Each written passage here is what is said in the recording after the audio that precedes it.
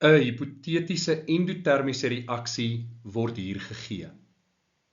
Die aktiveringsenergie vir die terugwaartse reaksie is 50 kJ per mol.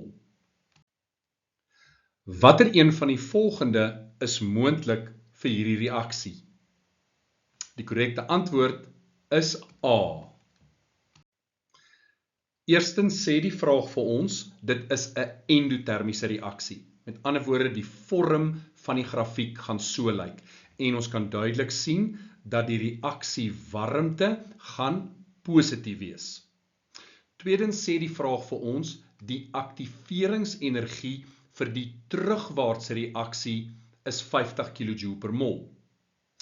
Nou, ons weet ook dat die reaksie warmte is gelyk aan die aktiveringsenergie van die voorwaartse reaksie minus die aktiveringsenergie vir die terugwaartse reaksie. So ons kan hierdie 50 daarin vervang en dan sien ons dat die reaksiewarmte is gelyk aan die aktiveringsenergie van die voorwaartse reaksie minus 50 kJ per mol.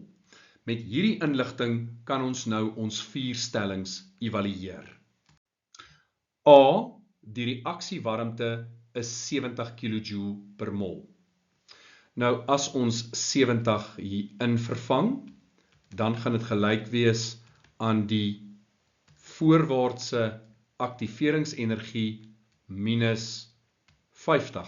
So as ons die 50 oorvat, dan is die aktiveringsenergie vir die voorwaartse reaksie 120 kJ per mol. So dit pas alles in by ons prentjie.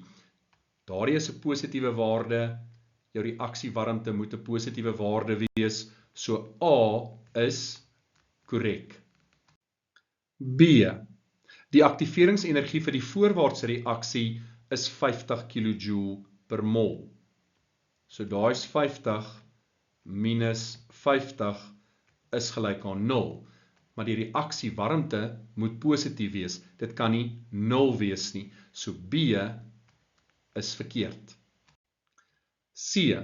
Die energie van die geaktiveerde kompleks is 40 kJ per mol. Nou, hierdie waarde is 50. So die aktiveringsenergie vir die voorwaartse reaksie moet groter wees as 50. En die geaktiveerde kompleks is daar, met ander woorde hierdie waarde volgens stelling C is 40. Dit is prakties nie moontlik nie, 40 is te laag, so stelling C is verkeerd. D. Die aktiveringsenergie vir die voorwaartse reaksie is 40 kJ per mol. Kom ons vervang 40 in, 40 minus 50, dit gee vir ons minus 10 kJ per mol, maar die reaksiewarmte moet positief wees.